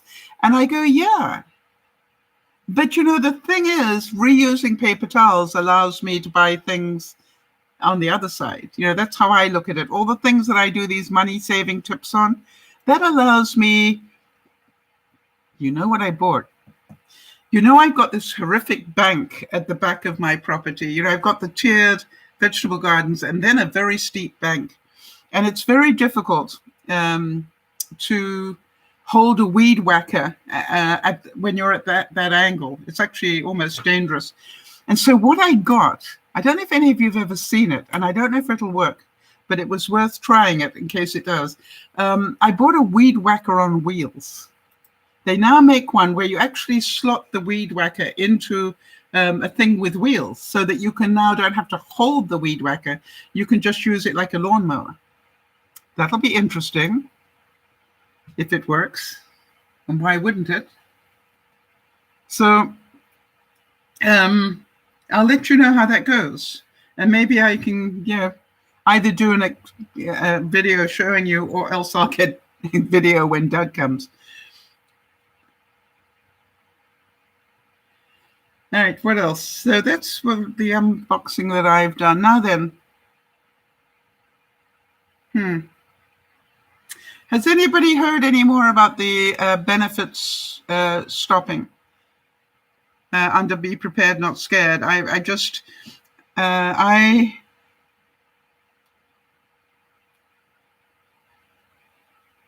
haven't heard any more about that, but those of you who are affected, maybe you can update us.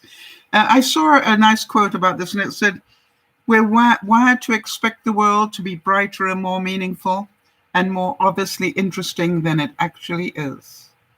And when we realize that it isn't, we start looking around at the real world." I think that's called maturing. And Jonas is saying, "Many people tell me I'm an old soul. I don't always feel like I belong, but I just remind myself I'm going at my own speed for the sake of my own truth." Whoa, you know, do you write, Jonas?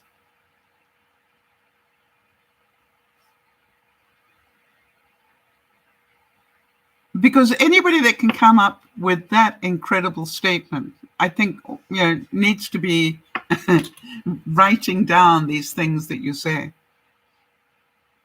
To remind myself that I'm going at my own speed for the sake of my own truth. Yeah. I'm glad to hear that you write, because I am certain that your wisdom would be wonderful. Wow.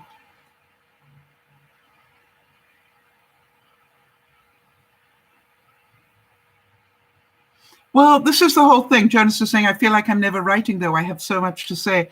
This is the whole thing. Keep writing.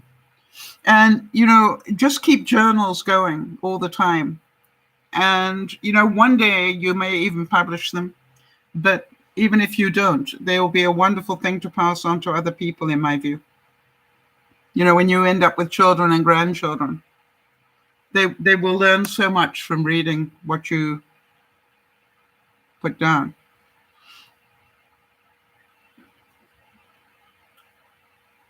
All right, I just want to spend a couple of minutes before we close talking about Jodie's upcoming operation. For those of you who've been watching her journey or listening to her journey, you know that she is now very close to getting a date when she can have this operation. And I asked her today to let me know if she had any feelings of fear around it. And what she said was that she's not having overwhelming fear. My main concern right now is tolerating the procedure pain-wise. But then obviously she's going to be out for most of it. But, it's like she's going to, just moving onto, to the operating table is painful for her, right? And so from that perspective, she has the fear of pain. I don't know about the rest of you. I think pain is one of the most difficult things to tolerate. And so I totally understand that. Jeannie, I kept thinking this week about, you must have some level of fear between going home and all that you will need to be done there still, and then also, with the fact you've got an operation coming up at the same time. How are you managing that? How do you keep sane with those two things going on? And are you giving yourself permission not to worry too much about the garden until next year?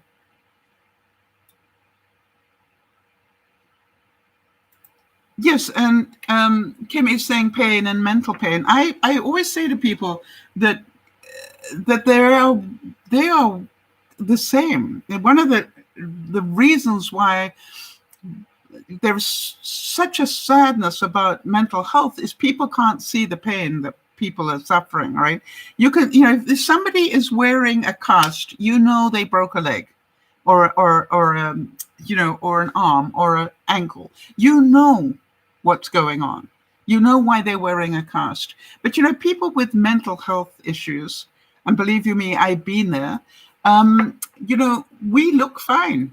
And therefore people don't know the pain, the mental pain that's going on. So I totally agree with you on that, Kimmy, that, it's just like it's so sad, isn't it? And I was busy watching Lady Gaga this morning talk about, how she went through a terrible situation in her teens. And, here she is all these years later, only now starting to talk about it. And you go, that pain of abuse or whatever, that stays with you a lifetime. And so there are different things that you just can't see. And it's why they say, be very careful. You need to walk a mile in somebody's shoes before you judge them too harshly. Jeannie's saying it takes me about a month to fully recuperate. York will have to do more, which he can do. I have a stent in for about 2 weeks. Right. So, wow. And then what happens? Does it dissolve or do they take it out again? A stent is where they put a little tube into your veins or your arteries. Is your artery they put the stent into? And Jonas is saying, one of the reasons I journal, just in case someday somebody will stumble upon my notes and discover the kind of person that I was, my thoughts, perspectives, and ideas about life. I wouldn't wait that long, Jonas. I think your perspective on life is amazing, quite honestly. And if you're not doing it already, start a blog. You have so much to share. And, you're just doing the same thing, but just publish it. And it's not for money. Publish it because it may help somebody. The same as I do Dear Mama Sal. All right. I don't do it for the money, thank God. But, I do it because maybe it will help somebody. And apparently, it has.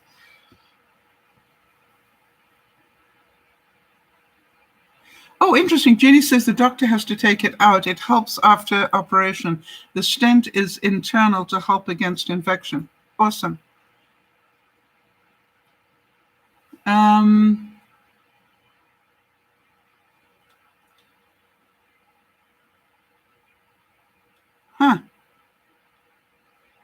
So is that, as Kimmy is saying, is that for drainage, Jeannie?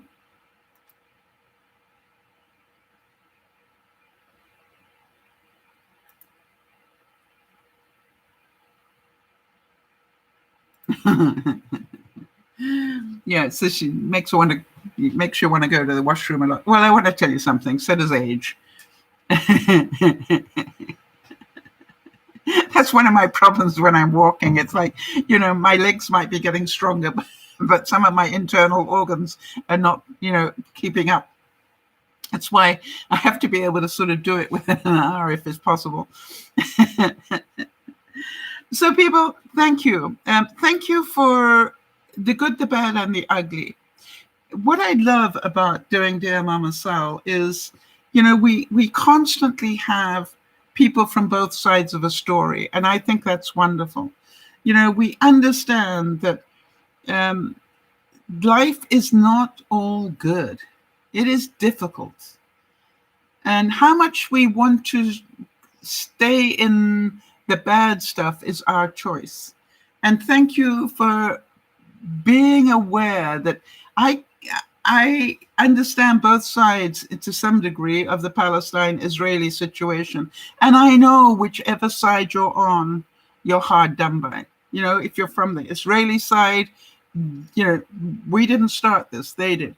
If you're on the Palestine side, there's a good reason why we started it. And it's just like, but this doesn't fix it, right? Hucking bombs at one another doesn't fix it. What fixes it is that we need to sit down and find a solution. And I hope that we do. I understand that, some terrible things go on and on social media, not just YouTube, all over.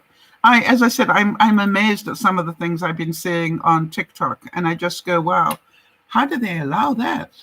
So don't think it's just YouTube. It's just, I'm amazed at some of the things that I've seen and went, wow, I can't believe that they allow that.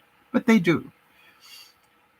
I think that it's We are all so sad for the children that suffer, in terms of these conflicts anywhere in the world, whether it's Afghanistan, whether it is, anywhere in the world where there is conflict. Of course, the children suffer, and they will suffer for a lifetime. But what about the children in Eritrea, in Africa?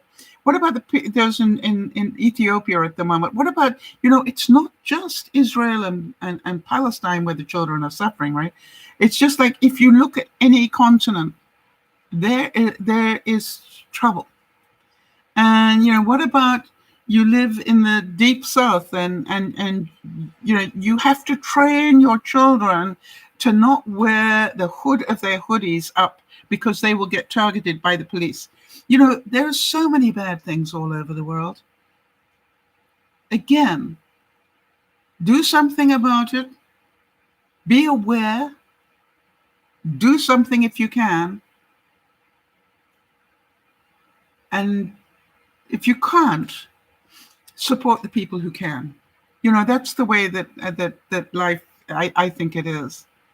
And understand that if you had to, if you had to monitor, and I want you to think about that, if you had to monitor that many live videos coming up on stream every single minute, how many people would it take?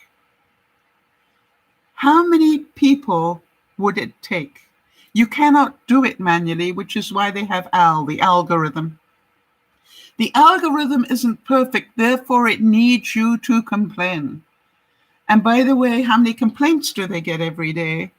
I want to tell you, I feel quite proud that I am part of the reason why YouTube improved its, what do you call it? Its algorithm for bad language. Now if you use any sort of bad language or confrontational language that comes up, it'll give us a warning. It'll give the moderators a warning asking, do you want this to go through or not? And I like to take a little bit of credit from that because, early on when we were doing December, one of the things I said to the YouTube people sitting next to me was, guys, you need to be able to fix this. I should not have to waste my energy watching this garbage go down about Benji and Judy while we're trying to raise money. We should be able to put in, something that it will catch these things. And you guys are talented enough and have enough money to be able to create that. So do me a favor. And the funny thing was, as the years went by, every year it got better. And if you notice, we very rarely get trolls. And if they do arrive, they don't last long. Why? Because YouTube now gives us the right to give them a warning. And then after we've given them a warning, we can ban them from the broadcast. And, and it's like, because we complained about it, something got done about it. So all of you, have a wonderful afternoon. Make it a wonderful afternoon by what you do. Jonas is giving us a quote here from Mr. Rogers. When I was a boy and I would see scary things in the news, my mother would say to me, look for the helpers, and you will always find people who are helping. What a wonderful thing to remember, Jonas. When you see terrible things on the news, look for the helpers. You will always find people are helping. Isn't that wonderful? I can't top that one. This is DearMamaSal saying, be a helper wherever you can, even though there are horrible things going on in the world and on our social media and in our lives. Be a helper if you possibly can. This is DearMamaSal saying, bye-bye for now.